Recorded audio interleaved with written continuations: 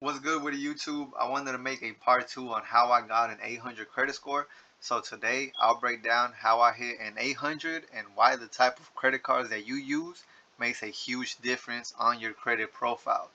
So first of all, I want to talk about the 3 healthy credit habits. And the very first one, as I say in every video, is that you want to pay your bills on time. So right now I'm on my free score now again, checking my own credit profile. Y'all want to go ahead and go to the 2-year payment history, and just as mine, y'all want to make sure that all of them are green. This is the last 24 months of the payments that you have made. And just in case you got more than 24 months, then you want to go to payment status and you want to make sure it says current. Sometimes if it doesn't say current and it probably says like a 130-day late or a 190-day late or 160-day late, that means you have late payments being reported on your credit report, right? That's bad because that's definitely going to tank your credit score. Just with one late payment, that could tank your score anywhere from 50 to 100 credit points, right? So that's the very first key habit that I want to talk about. The second one would be keeping credit utilization under 10%. So let me go ahead and give you an example. Where it says balance owed, right? It says $0. So that means I owe $0 to this credit card, and my credit limit would be 9,900, right? So on this credit card, I have a 0% credit utilization, meaning I don't owe no debt. Let's go on to the next one. I got a CD Bank credit card. My balance owed on this one is $761, and my credit limit is 13,000, meaning that this is probably like less than 8% of my credit utilization on this credit card, right? Um, I actually just went ahead and paid this off right before I made this video. So, it should be 0% the next time around whenever my credit report gets pulled, right? So that's the second credit, the healthy credit habit. And the third one that I want to talk about is the building a mix of accounts, meaning that, as I told y'all in the last video, I have up to 5 different credit cards, right? I have Amex, another Chase card, I have a Discover credit card, and then this is an installment loan with Toyota Motors. This is an auto loan. This is my actual car that I'm paying off. I'm still paying it off. So this makes a huge chunk of my credit score. And then another thing would be this credit union of Texas. This would be a positive trade line, which is this was a pledge loan, aka a secured personal loan, and this is building positive credit on my credit profile. So and the last thing would be the hard inquiries. I only have one hard inquiry. As I tell all my clients, you do not want to have more than 3 hard inquiries per bureau. And as y'all can see, I only have one with American Express. This was back in January of this year, and it's only being reported on my TransUnion credit bureau. That's why I have a 790 on TransUnion, and the other two are at 795. Each hard inquiry um, affects your credit score about 5 to 10 points. So that's why it's 5 points less than Experian and Equifax, right? So what I really wanted to talk about in this video though, I wanted to talk about tier 1 and tier 2 credit cards, right? A lot of people, I feel like a lot of people don't know about this, but pretty much what you guys want to have reported on your credit reports is y'all want to build relationships with the big banks, right? JP Morgan, right? JP Morgan would be Chase. That's a big bank. We got Citibank, another known big bank. And then we got Amex, right? And I also have another Chase credit card and another Discover credit card. So all of these cards that I have on my credit profile are with big banks, big institutions that that are known, right? So these big banks are seen as more credible, right? They do better reporting on your credit report. They give you better rewards, and they just show that you're trusted. So like if I go ahead and apply with a mortgage lender or for another car loan, and they're gonna see that I have good relationships with these big banks, and as y'all can see, I have good credit history.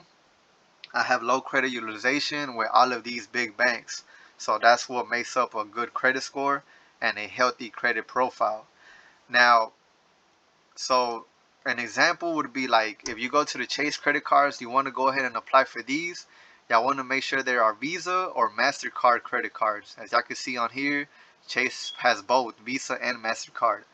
These are very known. You guys want to apply for these. Y'all want to have these on your credit profile. If y'all have any credit cards, make sure that you're applying for tier 1 credit cards, right? So this is an example. I really like Freedom Unlimited and Freedom Flex. I 100% recommend these. I believe I have Freedom Flex and also like the Prime Visa credit card.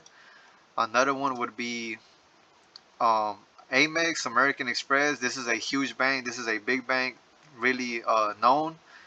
I would recommend Blue Cash Everyday card or Platinum card or the gold one. I mean, it doesn't really matter, but honestly, the one that I applied for this year was the Blue Cash credit card, and this one comes in clutch. It gives you like 3% back on gas and all of that stuff. Yeah, 3% cash back on gas, groceries. I mean, we buy stuff every day, right? So we might as well get rewarded for it.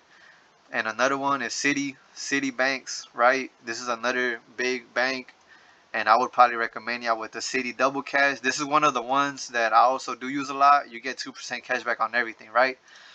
So tier 2 credit cards would be stuff like that's not a big bank. It would be stuff like Macy's, A Plus Academy, Dick's Sporting Goods, Home Depot, when like Victoria's Secret. Whenever you're shopping around just buying personal stuff, right? You're at a retail store, you're shopping around, you're about to pay, and then the cashier tells you if you want to go ahead and get approved for a credit card.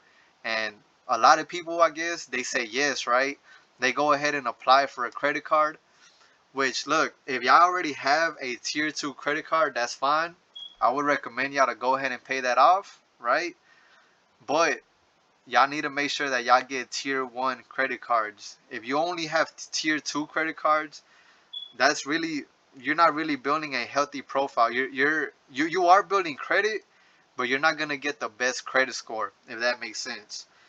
These credit cards probably give y'all like less than, I mean, I've never had a tier 2 credit card, but I'm pretty sure they give y'all less than like $1,000 or $2,000 credit limit. So y'all want to make sure that you go ahead and go with these big banks, and y'all want to get that $13,000 credit limit.